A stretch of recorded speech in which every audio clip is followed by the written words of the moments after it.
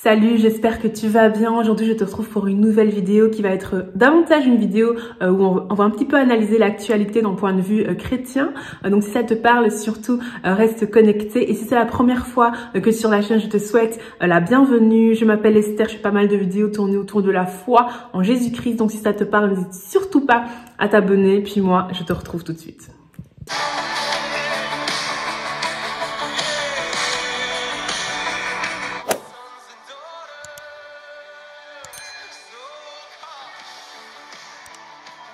Alors comme tu l'as certainement vu dans l'actualité, il y a pas mal de conflits armés qui ont lieu, qui impliquent notamment la Russie et l'Ukraine. Ce sont des choses dont on parle vraiment beaucoup aux informations ces temps-ci, que ce soit dans la presse écrite, la presse parlée, etc.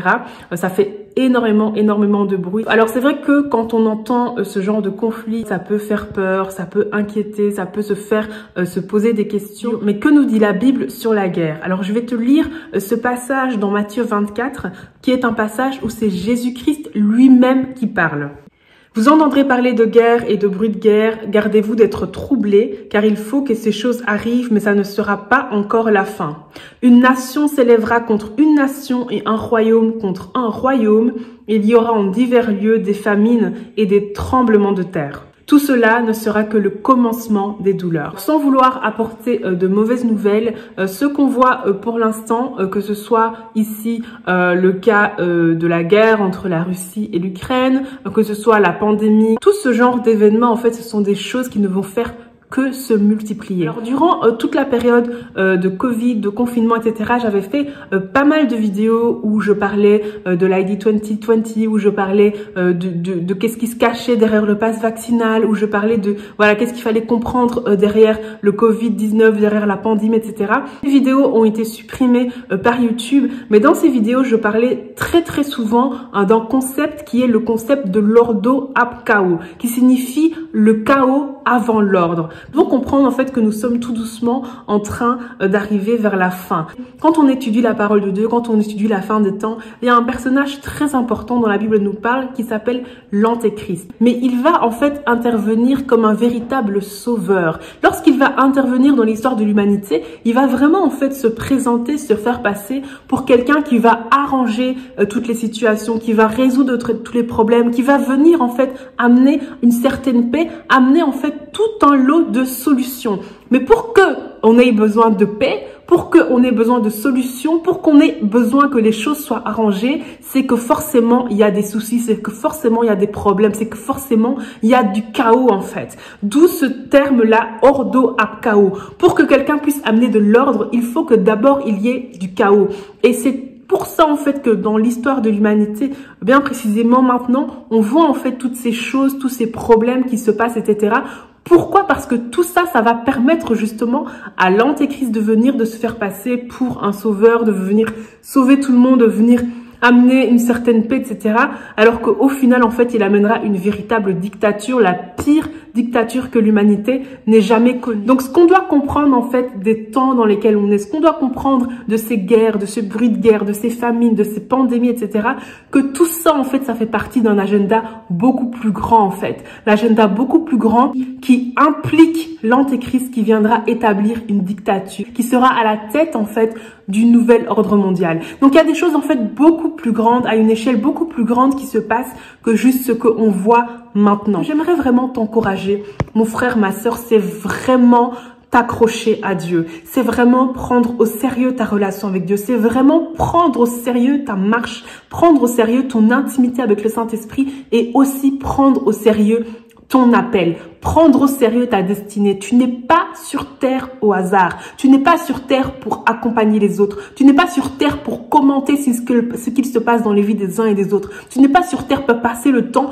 Tu es sur terre pour accomplir une destinée, pour accomplir une mission que tu es le seul, que tu es la seule à accomplir et que Dieu attend de toi que tu accomplisses. Ce que j'aimerais vraiment t'encourager, mon frère, ma sœur, c'est dans les temps dans lesquels nous sommes, c'est de rester concentré sur le plan de Dieu pour ta vie, de rester concentré sur l'appel de Dieu sur ta vie, de rester concentré sur ta relation avec le Seigneur. Peut-être que tu n'as pas encore de relation avec le Seigneur. Peut-être que tu ne connais pas encore le plan de Dieu pour ta vie. Mon frère, ma soeur, c'est le moment. C'est le moment de prendre ces choses au sérieux. C'est le moment de se dire que moi, je veux pouvoir un jour me tenir devant le roi des rois, le Seigneur des seigneurs et entendre « Bon et fidèle serviteur, rentre dans la joie de ton maître ». Je t'encourage, mon frère, ma soeur, avec tout ce qui se passe pour l'instant, à réaliser à quel point l'éternité est réelle, à réaliser à quel point la Bible est réelle, à réaliser à quel point Dieu est réel, à réaliser à quel point Satan est réel et à quel point il veut emmener avec lui un maximum de personnes en enfer. Et c'est le moment de mettre ta vie en ordre. C'est le moment de mettre ta relation avec le Seigneur en priorité et de veiller sur ta marche, de veiller sur ton appel, de veiller sur ta destinée. Parce que un jour, il sera trop tard. La Bible nous dit dans Jean 9, verset 4, « Il faut que je fasse, tandis qu'il est jour, les œuvres de celui qui m'a envoyé. La nuit vient où personne ne peut travailler. » Mon frère, ma sœur, il y a un moment où on ne pourra plus faire ce qu'on était censé faire sur terre. Il y a un moment où la nuit viendra et personne ne pourra travailler.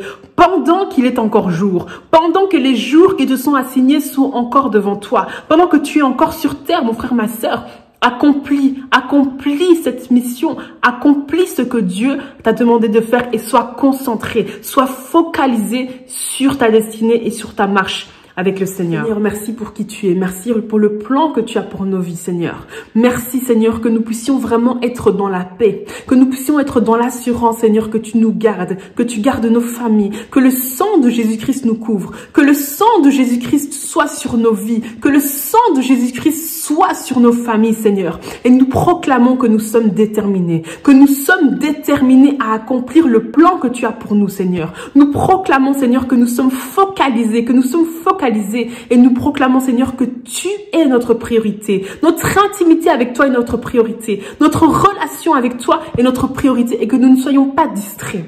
Que nous ne soyons pas distraits par ce qu'il se passe, mais que nous soyons concentrés sur l'œuvre que tu nous as appelés à faire, Seigneur.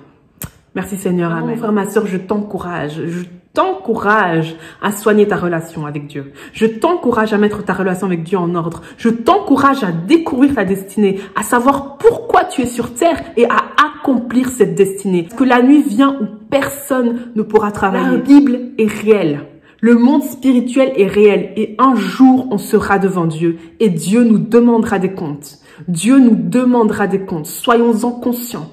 Soyons-en conscients et vivons avec la pensée de l'éternité. Vivons en étant conscients qu'un jour on sera devant Dieu et qu'il nous demandera des comptes. Voilà, je te remercie vraiment d'avoir suivi cette vidéo jusqu'au bout. Si elle t'a béni, n'hésite surtout pas à la partager autour de toi. Et puis moi, je te retrouve très vite pour une prochaine vidéo. Bye.